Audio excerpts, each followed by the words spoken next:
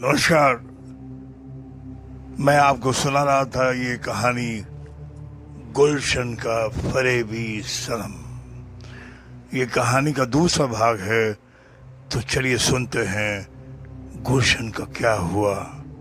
गुलशन तो गायब हो चुकी थी और गुलशन के पिता कादिर हुसैन दरोगा के पास मिल चुके थे।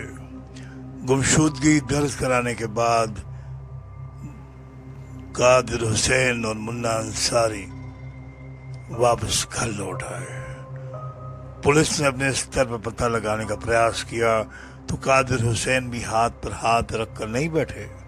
अपने स्तर पर उन्होंने भी गुलशन का पता लगाना जारी रखा। बीच बीच में वह थाना प्रभारी नोआपाड़ा सपन कुमार शाह से भी मिलकर बेटी का पता लगाने की पूरी फरियाद करते रहे। पुलिस किसी भी मामले को तह तक सूत्रों के सहारे पहुंचती है। गुलशन की गुमशुदगी प्रकरण में कादिर हुसैन के पास एक ही सूत्र था, मिली रॉय। हालांकि वह स्वयं मिली से मिलकर गुलशन की बाबत पूछताछ कर चुके थे, मगर उनका मन मानने को तैयार बिल्कुल नहीं था कि गुलशन की गुमशुदगी की बाबत मिली कुछ नहीं जानती। उनका विश्वास था कि पूरा न सही आधा जरूर ये जानती है और अधूरा ही सही मिली को गुलशन की गुमशुदगी का भेद पता है। कादिर हुसैन ने मिली रॉय की बाबत शाह को भी बता दिया था। शाह ने मिली से पूछताछ का दायित्व एसआई तुषार राय को सौंप दिया। गुलशन की हमरुम मिली रॉय कादिर हुसैन के घर के करीब ही रहती थी। उसका पिता लालू रॉय मिल मजदूर था। तुषार राय ने मनोवैज्ञानिक आधार पर मिली से मिलने के लिए अकेले ही ये गहन पूछताछ शुरू कर दी। मिली ने कोई नई बात नहीं उठाई और हमेशा मिलने पर ये बात बताती रही कि हमको तो मालूम ही नहीं और ये बात कुछ समझ में नहीं आ रही थी आखिर मामला क्या है इस बात को, कि वो बार बार यही बताती रही कि जो कादिर हुसैन बताती थी। मिली का कहना था कि वो गुलशन उससे निजी बातें नहीं छुपाता। यदि किसी से उसकी आशनाई होती तो उसे अवश्य बता देता। तुषार राय की खोपड़ी खोल न घर में किसी से गुलशन का विवाद हुआ था, न किसी से उसके अफेयर की सूचना थी, न कादिर हुसैन की आर्थिक दशा ऐसी थी, न कोई फिरौती के लिए गिरोह ने कोई गुलशन का अपहरण किया था। तो कारण कोई भी हो, गुलशन लापता तो हुई थी ना। उसके साथ जो भी अनहोनी हुई थी घर से कोचिंग सेंटर के बीच में हुई थी। तुषार राय ने भी गुलशन के घर से कोचिंग सेंटर के रास्ते तक पता लगाने का प्रयास किया कि 8 नवंबर को वहां कोई दुर्घटना हुई थी या बदमाश राह चलते किसी नवयुवती को अगवा करके ले गए थे।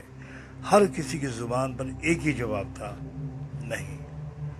धीरे धीरे गुलशन को लापता हुए 1 महीना बीत गया। परिजन तथा पुलिस रहस्य के अंधेरे में ही हाथ पांव मारते रहे। गुलशन का पता न चलने पर नोआपाड़ा पुलिस ने दूसरा रास्ता अपनाया। थाना प्रभारी तपन कुमार शाह ने गुलशन के फोटो की बहुत सारी प्रतियां बनवाई और उन्हें उत्तर 24 परगना के सभी समीपवर्ती थानों में भेज दिया। गुमशुदगी के विवरण सहित गुलशन की फोटो कोलकाता के थाना टाला भी पहुंची। एसआई अरूप राय ने वो फोटो देखे तो चौंक गए। बदमसी उन्हें उस लाश का चेहरा याद आया जो 9 नवंबर को स्थानीय आरजी कौर मेडिकल कॉलेज में लावारिस पड़ी थी। हुआ यह था कि 8-9 नवंबर 2014 को कुछ युवक टैक्सी से एक युवती को उपचार हेतु आरजी कौर मेडिकल कॉलेज की इमरजेंसी में ले गए थे। उन्होंने युवती को टैक्सी से निकालकर इमरजेंसी की बेंच पर लिटा दिया। उसके बाद न जाने क्या हुआ कि वे सब उसे लावारिस छोड़कर लापता हो गए। घंटों तक वो युवती इमरजेंसी वार्ड के बाहर बेंच पर पड़ी रही। इसके बाद कुछ जूनियर डॉक्टर्स की नज़र उस पर पड़ी उन्होंने उसे देखा तो पाया कि वह मर चुकी थी। मृतका की सलवार रक्त से सनी हुई थी, खून सामने की ओर से बहा था। इससे अनुमान लगाया गया कि एक से अधिक पुरुषों ने उसके साथ बलात्कार किया होगा।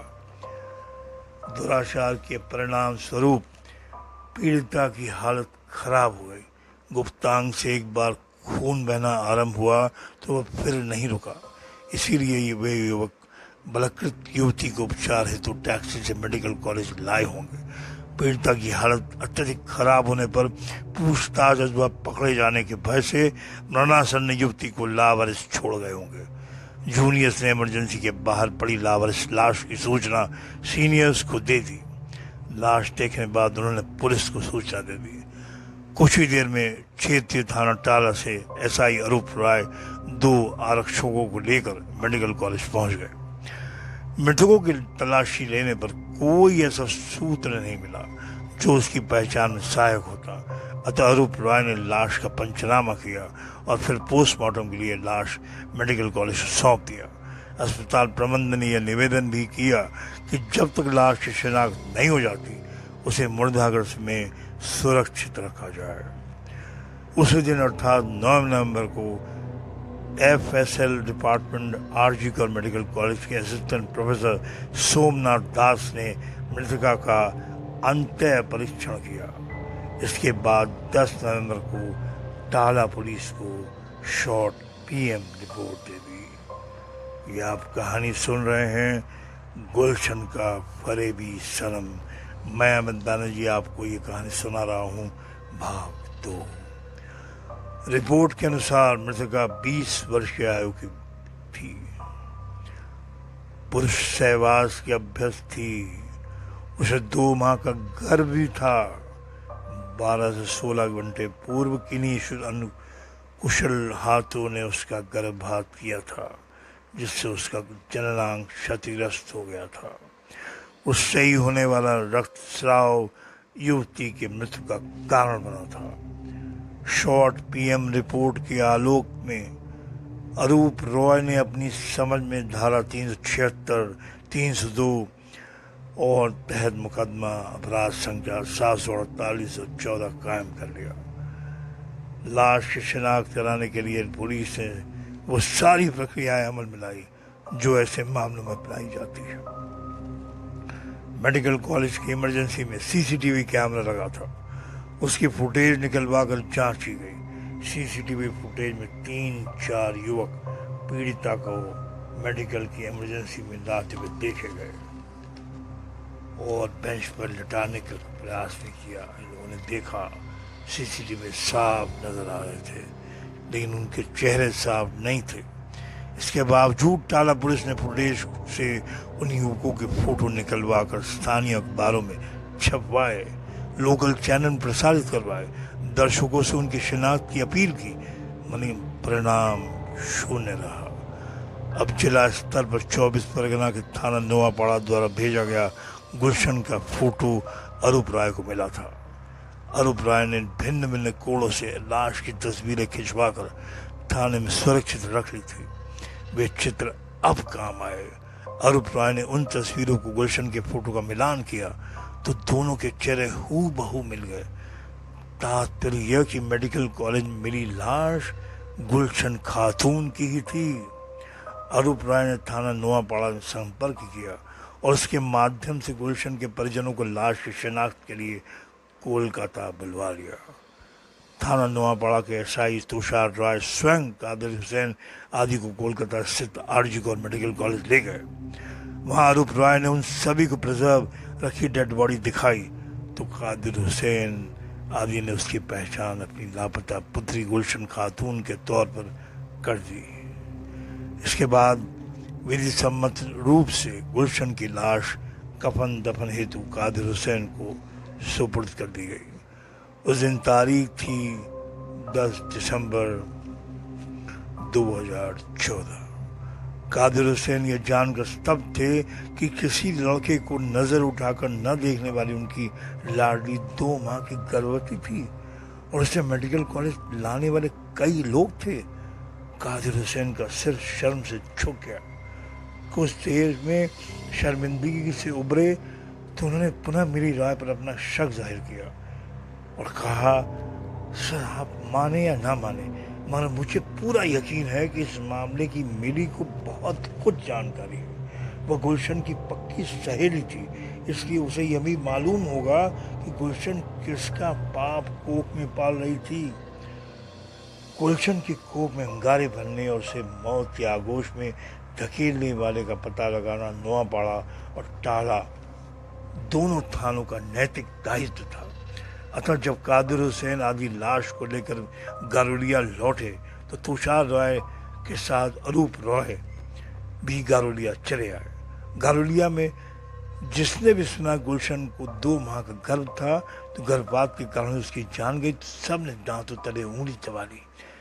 नेक सीरत लड़की के बजाय चंद पलों में ही वह सबके लिए छुपी रुस्तम बन गई। कादिर हुसैन तो छुपी रुस्तम बेटी के कफन दफन की तैयारी में छुट गए, जबकि तुषार राय व अरूप राय मीरी राय से पूछताछ करने उसके घर जा पहुंचे। गुलशन की मौत की खबर से मिली बहुत घबराई हुई थी। यही कारण था इस बार वह सत्य पर पर्दा नहीं डाल सकी। उसने बता दिया कि गुलशन से प्रेम का नाटक करने, बेवा का झांसा देकर दैहिक शोषण करने, गर्भ ठहराने और उसकी मौत का जिम्मेदार सद्दाम हुसैन था। मिली ने पुलिस को सद्दाम का पता भी बता दिया। यही नहीं, वो पुलिस के साथ मिलकर जाकर सद्दाम की शिनाख्त करने को भी तैयार हो गए। 25 वर्षीय सद्दाम चामदानी जिला हुगली में रहता था। गारुलिया से चामदानी जाने के लिए गंगा नदी को पार एक मोटर बोट से पार करना होता है। मिली के मार्गदर्शन से गंगा पार करके तुषार व अरूप चामदानी पहुंचे तो सद्दाम घर से ही मिल गया। मिली ने उसकी शिनाख्त भी कर दी। गुलशन की बाबत पूछताछ करने पर सद्दाम ने नाम की किसी लड़की को जानने या उससे मुलाकात होने तक से इनकार कर दिया। मिली की ओर से उंगली उठाकर बोला, मैं इसे जानता तक नहीं हूँ। सद्दाम के हाव भाव से स्पष्ट था कि वो झूठ बोल रहा था। अतः उपनिरीक्षक के साथ बाकी अफसरान जो थे उसे पकड़ कर ले जाना चाहते थे, मगर गांव वाले पुलिस और सद्दाम के बीच दीवार बनकर खड़े हो गए। उनका कहना था कि सद्दाम जिस लड़की को जानता तक नहीं, उसके कत्ल के इल्ज़ाम में वह सद्दाम को गिरफ्तार नहीं कर सकते। ग्रामीणों की संख्या अधिक थी, वे उग्र भी थे, इसलिए तुषार अरूप ने सद्दाम को बंदी बनाए बगैर वहां से लौट जाने को ही खैर समझा। मिली को भी अपने साथ ले आए। 10 दिसंबर को ही डीडी अजय कुमार के निर्देशन में रात को भारी पुलिस बल के साथ चामदानी में दबिश देकर सद्दाम को उठा लिया गया। थाना नोआपाड़ा में सद्दाम से पूछताछ की गई तो लव, सेक्स और धोखा की एक हैरत भरी कहानी सामने आ जाती है। आमतौर पर जैसा कि नई उम्र के युवकों की उड़ान होती है, मन किसी को महबूबा बनाना चाहता है, तन को नारी तन के गूढ़ रहस्य जानने की उत्सुकता होती है। सद्दाम हुसैन उसी उड़ान में से था। मनपसंद लड़की को महबूबा बनाने के लिए वह रोज गारुलिया जाता और गर्ल्स स्कूल के आसपास मंडराया करता था। आंखों के सामने सैकड़ों लड़कियां हो तो उनमें से किसी एक को चुनना मुश्किल काम है। किसी में ये खूबी किसी में होती है और किसी में नहीं होती है। लेकिन ये सद्दाम हुसैन ने क्या किया, बहुत तरीके से नशीली होठों वाली, चांद मस्तानी वाली, किसी के होंठ रसीले और किसी के वक्ष या नितंब आकर्षण हो, किसी के लंबे बाल, दिल का शिश, तो किसी की मुस्कान कयामत बरपाने वाली, उसमें से वो ढूंढ लेता था। तो सद्दाम ने छात्राओं की भीड़ में से 4-5 लड़कियों को छांटा, फिर उन पर दौरे डालने शुरू कर दिए। 2-3 लड़कियों ने उसे भाव नहीं दिया तो उनकी ओर से निराश होने के बाद सद्दाम ने गुलशन को टारगेट बनाया। एक दिन स्कूल से छुट्टी के बाद सद्दाम ने गुलशन का पीछा किया और उसका घर जाना शुरू कर दिया। उसके बाद वह रोज घर से स्कूल और स्कूल से घर तक गुलशन का पीछा किया करता था। इसी दौरान सद्दाम का ये भी जान गया कि गुलशन जो है मिली की खास सहेली है। गुलशन की ओर से जब सद्दाम को रिस्पॉन्स नहीं मिला तो उसने मिली से मेलजोल बना लिया, उससे सिफारिश करने लगा। मेरी देखो, मैं गुलशन से बेइंतहा प्यार करता हूँ और उससे शादी करना चाहता हूँ, मगर वो मुझे नज़र ही नहीं उठा देती। तुम गुलशन से मेरी सिफारिश कर दो ना। ये सद्दाम ने गुलशन ने के लिए मिली से कहा। मिली ने गुलशन के मन से मोहब्बत के बीज बोना शुरू कर दिया था। यही नहीं, उसने एकांत में गुलशन को और सद्दाम की मुलाकात भी करवा दी। सद्दाम ने अपनी बातों से गुलशन गुलशन किया तो उसी दिन से उन दोनों के इश्क की आगाज हो गया था। गुलशन पर सद्दाम की भेंट थोड़े समय के लिए होती, मगर वे मोबाइल फ़ोन पर लंबी लंबी बातें किया करते थे। उन बातों ने दोनों की मोहब्बत को हवा दे दिया, लिहाजा वे रूबरू मिलने लगे। एकांत में प्रेमी प्रेमिका मिले तो भावनाएं भड़कती हैं। एक दिन गुलशन व सद्दाम की भी भावनाएं बेकाबू हो गई। मिली कुछ दूर बैठी थी। उसने गुलशन व सद्दाम की कामनाओं में आग लगाते देखी तो उसकी तपिश से गुलशन को बचाने की कोशिश नहीं की, बल्कि उनके पास आकर बोली, मन मिल जाते हैं तो तन भी मिलना चाहता है, इसके बिना प्यार अधूरा रहता है। गुलशन, सारी बंदिशें तोड़कर आज तुम दोनों तन का मिलन कर लो। मैं पहरेदारी करती हूँ कि कहीं कोई इस तरफ ना आ जाए। मिली पहरेदार बनी तो गुलशन व सद्दाम बेखौफ हो गए। सद्दाम कामुक छेड़छाड़ पहले से कर रहा था, उसकी छेड़छाड़ से गुलशन भी बहक गई। सद्दाम ने जब उसके नाजुक अंगों को सहलाया, चूमा तो गुलशन ने उससे नहा नहीं गया। जब सद्दाम ने उसका कमरबंद खोलकर हाथ गुलशन के उस दिन से गुलशन व सद्दाम में प्रेम में हवस का रंग निकल गया। मिली पहरा देती, वह तन से तन का मिलन कर लेते। दो विपरीत क्या कहें, अब उनका मिलन हो चुका था। गुलशन को भी गर्व ठहर गया था।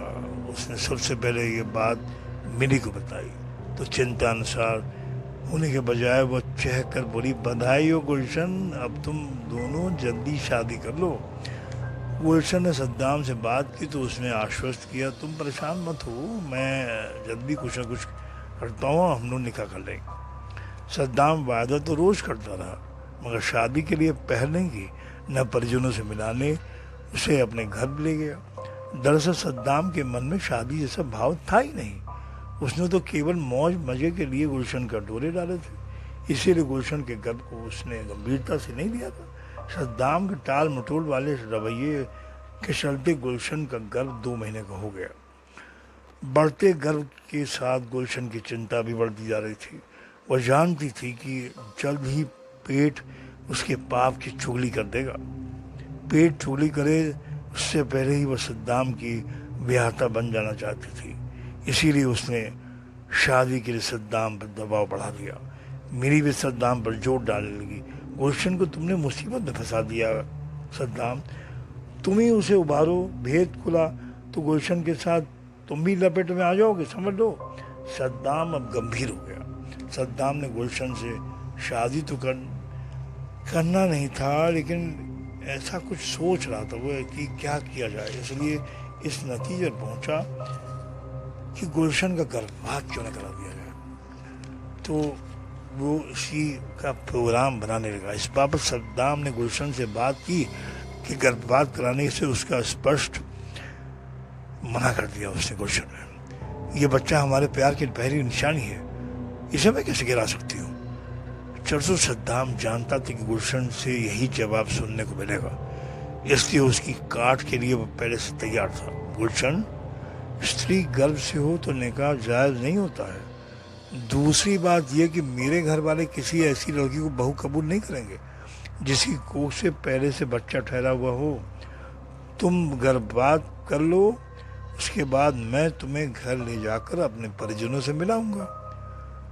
एक तो बिन ब्याहे माँ बनने का टेंशन सिर पर था, दूसरे सद्दाम के दोनों तर्क वाजिब थे। इसे गुलशन गर्भपात कराने को राजी हो गए। सद्दाम ने बारकपुर रेलवे स्टेशन के बाहर स्थित एक नर्सिंग होम में जाकर गर्भपात की बात की तो उससे कहा गया लड़की को लेकर आओ, फटाफट ऑपरेशन कर देंगे, घंटे 1.5 घंटे बाद वह मजे से अपने घर चली जाएगी। सद्दाम ने यह बात गुलशन को बताई। फिर दोनों ने मिलकर गर्भपात की तारीख 8 नवंबर तय कर ली। दरअसल उस दिन शनिवार था और अगला दिन रविवार था, कॉलेज से छुट्टी का दिन। इसलिए गुलशन ने सोचा कि तबीयत खराब होने का बहाना करके एक दिन वह आराम कर लेगी। 8 नवंबर को गुलशन ट्यूशन जाने के बहाने घर से निकली तो कुछ फासले पर टैक्सी लिए सद्दाम उसका इंतजार कर रहा था।